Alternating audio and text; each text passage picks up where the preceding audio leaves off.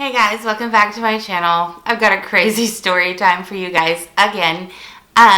This happened back when I was in high school and I was living in Neck of Nowhere, and it was really crazy. I met this guy and we started dating, and his name was Norman.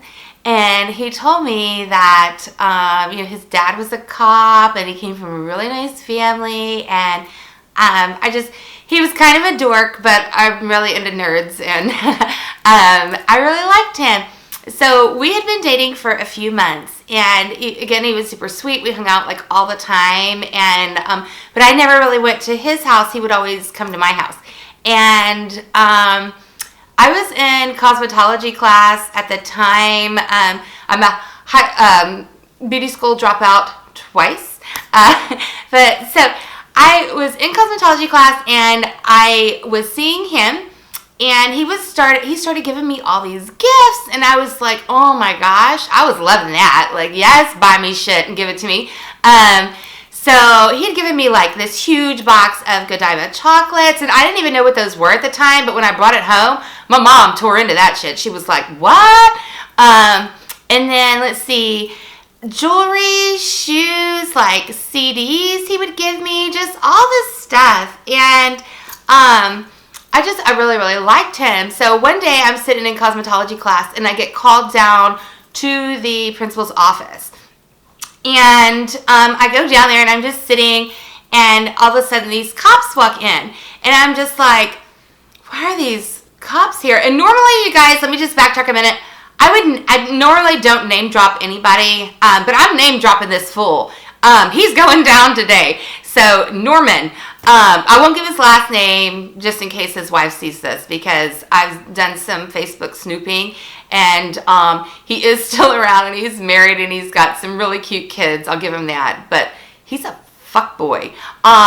So I think that's what the girls call them these days. Back in my day, they were like douchebags, but I think we call them fuck boys now. So I'm in, class. They call me down. I get down there. Then the cops come in, and they start like describing all this stuff down to my shoes. Okay, down to my shoes, and it was all stolen. Fucking stolen. Are you kidding me? Like, down to my shoes. And I was just like, well, he gave me all this stuff, and they were like, yeah, it's all stolen, because where I was going to school out there is really close to SFA University, and so there's a bunch of college kids, and apparently he was going around stealing out of all these college kids' cars and everything. I had these badass, like, black and white Nike. They were so cute. I love those Nike shoes so much.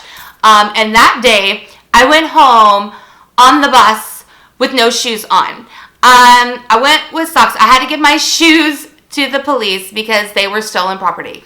And I was cooperating with them. Of course I was. I had no idea like that was going on. And the whole time I'm back in my head, I'm like, I need to kick this guy's ass. Like, I can't believe he has done this to me. And so then I get out of school and I'm like pissed. And I had to go to my house first because the cops were meeting me there to recover the rest of the stolen property.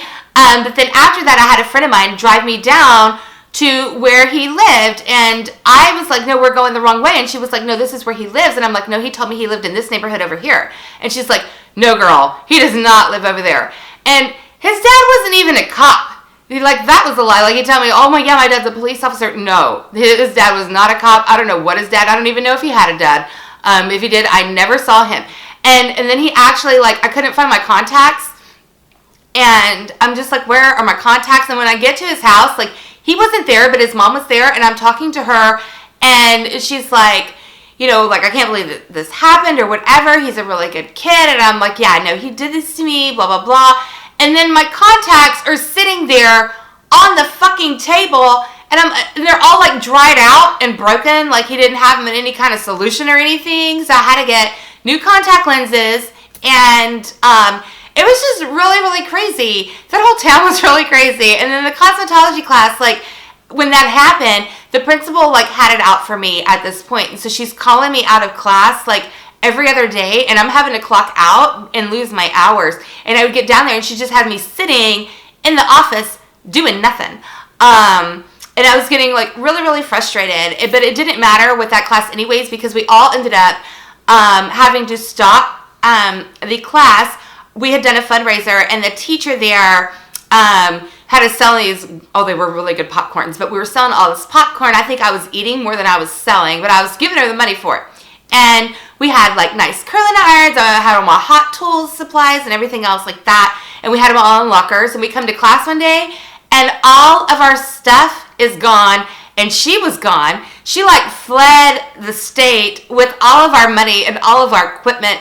I don't know what she's going to do with like 200 something curling irons of different barrel sizes and whatever, but she did. She took all of our stuff from all the different level girls, and that was just really, really crazy. That was a bullshit town, and I will tell you, aside from the handful of friends that I made there that I still talk to today, I am so good on never going back to Neck of Nowhere. So this is like 2 story times in a row about Neck of Nowhere, and I've got a few more fucked up stories about that town. But isn't that crazy? Like, fuck you, Norman. I had to go home with no shoes on, and who does that? And just a liar. And then he ended up stealing $100 from my mom. So if you see this video, you owe my mom $100, and I might just have to email your wife about it. I don't know. I would not do that. You guys would not do that.